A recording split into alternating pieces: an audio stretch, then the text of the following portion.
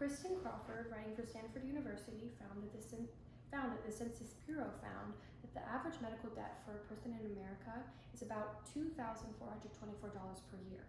Now, just to go to 30 days for treatment of an addiction, that can cost up to $25,000. Now, that's about 10 times over the average cost just to pay for normal medical debt per year. This is a very prevalent problem in America, and I have witnessed it firsthand. My mom had to rush to my aunt's side and take her to rehab.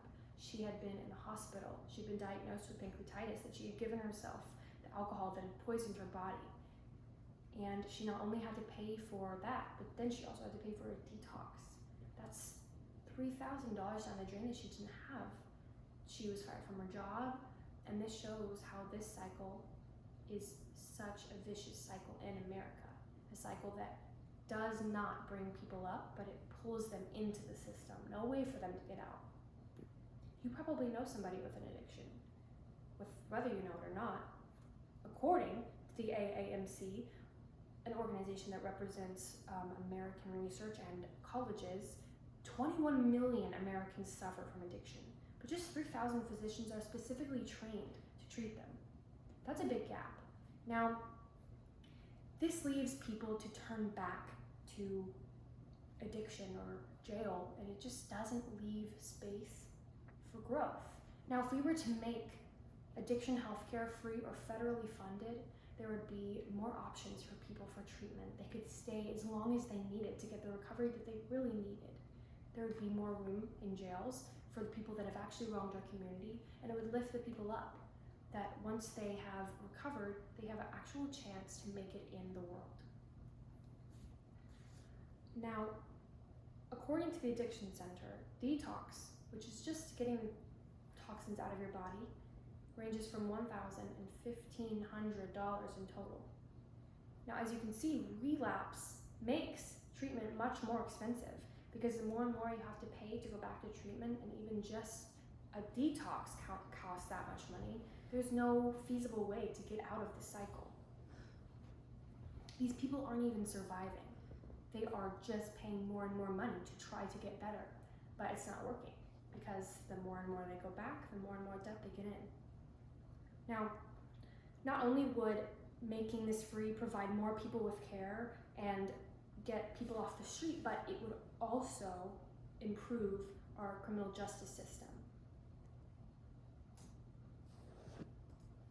3 out of every 5 state prisoners or jail inmates have a substance abuse problem.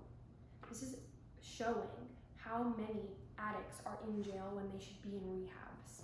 If we were to make rehabs more accessible and cheaper or free, there would be people that the doors would be open and people would go there instead of turning to their addiction or being caught with discrepancies under the influence.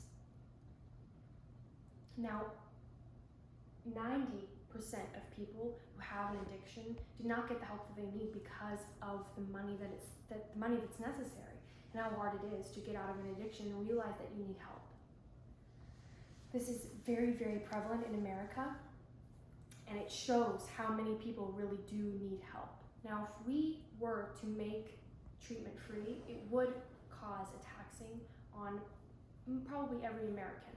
But not only would this lower federal prices in total, taxing in general, but it would also be keeping people out of jails, which is very, very pricey to pay for anyways.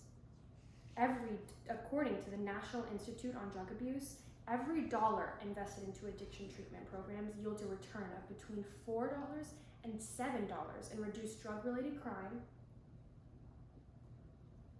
and criminal justice and theft. Now, that is if we were to take just the people that were paying for it because they needed it and make that a national thing because of the tax, there would be so much benefit in the criminal justice system and also in the addiction community. 3.7 million people were treated in 2020, but that leaves so many people untreated. How are we going to help them? If we were to make addiction healthcare free, this would leave them with more options. they'd be able to get the help they needed and the time frame they needed without having to get pulled back into the cycle. And not only would this happen, but also our community would benefit from being safer due to more people who actually needed to be in jails being in jails, and people who needed help being in rehab. If we were to do this, this would benefit our community not only in money-wise, but also just in well-being. How are we going to fix this problem? If America continues to put this price on addicts' shoulders, they will not get better.